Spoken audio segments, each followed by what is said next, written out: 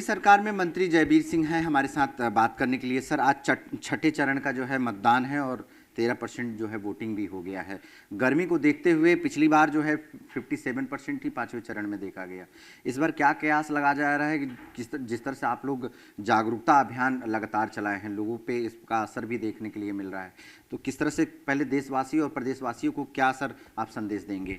देखिए, भारत निर्वाचन आयोग के द्वारा या तमाम संस्थाओं के द्वारा, विभिन्न लोगों के द्वारा लगातार जागरूकता अभियान चलाने का काम भी किया गया है। और मैं समझता हूँ कि देश हित में, राष्ट्र हित में और लोकतंत्र के इस महापर्व में लोग घरों से निकल रहे हैं और मुझे उम्मीद और विश्वास है कि लोग ज़्यादा से ज़्यादा निकलेंगे। पिछले राउंडों से ज़्यादा मतदान इस बार भी विपरीत प्राकृतिक परिस्थितियों के बावजूद, विपरीत मौसम के बावजूद भी हमारा मतदान का प्रतिशत बढ़ना चाहिए। और हम एक एक व्यक्ति से, एक एक मतदाता से, एक एक नागरिक से, एक एक देशवासी से निवेदन करेंगे, अपील करेंगे, गुजारिश करेंगे कि वो घरों से निकलें और लोकतंत्र के इस महापर्व में अपना योगदान करते हुए वोट अवश्य डालें। ये मेरा निवेदन है।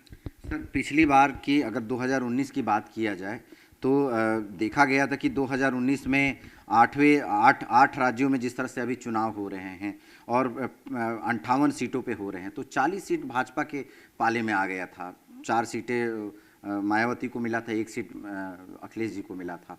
तो इस बार क्या चुनौती ज़्यादा है कि वो 40 सीटें जो मिला था उससे भी ज़्यादा आप लोग पाएंगे, या उस जो रेशो है उसमें आसपास रहेंगे?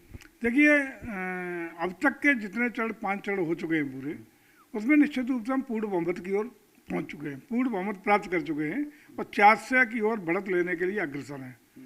आज के राउंड में भी जितनी हमारी सीटें थी उससे ज़्यादा सीटों का हम भरोसा लेके चल रहे हैं कि पिछले 2019 के सापेक्ष इस बार सीटें हमारी और इस राउंड में भी बढ़ेंगी और हम अपने लक्ष्य 400 को जरूर पूरा करेंगे, ऐसा हमें भरोसा है। सर, दिल्ली का रास्ता उत्तर प्रदेश से ही होके जाना पड़ता है और उत्तर प्रदेश की जो सीटें हैं काफ़ी महत्व रखते हैं। जो 15 जनपदों में जो हो रहे हैं चुनाव हो रहे हैं, तो इसमें क्या लगता है इंडिया गठबंधन से कोई चैलेंज है इन सीटों को लेकर?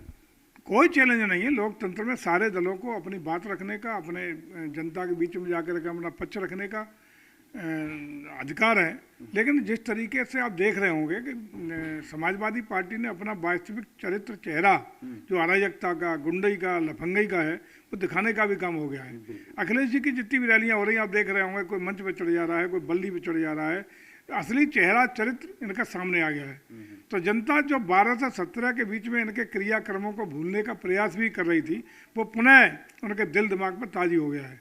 इसलिए कोई भी इनके साथ न वोट करेगा, न खड़े होने को तैयार होगा। जो कुछ थोड़ा बहुत पुरानी यादें भूलने जा रहे थे वो पुनः ताज़ा हुई हैं और हम समझते हैं कि इसी के दृष्टिगत देश की भलाई के लिए, देश के कल्याण के लिए, लोक कल्याण के लिए, गरीबों के कल्याण के लिए और राष्ट्रीय हितों की संरक्षा, सुरक्षा के लिए, राष्ट्रीय एकता के लिए और देश को परम वैभवशाली स्थिति में पहुंचाने के लिए मोदी जी पर जनता विश्वास कर रही है और देश का निर्णय मोदी के पक्ष में जाएगा और हम अपने लक्ष्य को प्राप्त करने में सफल होंगे। जी, आखिरी सवाल है मेरा ये, ममता जी का देख रहे हैं कि वो आरक्षण को लेके जिस तरह से ओबीसी आरक्षण को मुस्लिम में देने की बात करें, तो कहीं ना कहीं जो बवाल जो वहाँ पे हुआ उसका उबाल उत्तर प्रदेश में देखने के लिए मिल रहा है। विपक्ष लगातार जो है भाजपा पे हमला कर रहा है कि आरक्षण को लेके जो है ये लोग बदलाव करेंगे, तो इसको कैसे आप देखते हैं? देखिए, अपने संविधान में जो डॉक्टर BR अम्बेडकर साहब का संविधान है उसमें भी धर्म के आधार पर आरक्षण की कोई व्यवस्था नहीं है। धार्मिक आधार पर आरक्षण नियम के विरुद्ध, संवैधानिक व्यवस्थाओं के विरुद्ध देने का काम किया। उसी को सुनवाई करते हुए और संवैधानिक पाते हुए वहाँ के कलकत्ता उच्च न्यायालय ने उस जो भी आरक्षण का लाभ जहाँ मिला उसको निरस्त करने का काम किया है। लेकिन ममता जी हैं कि मानती नहीं, न नियम मानती है, न संविधान मानती है, न कानून मानती हैं।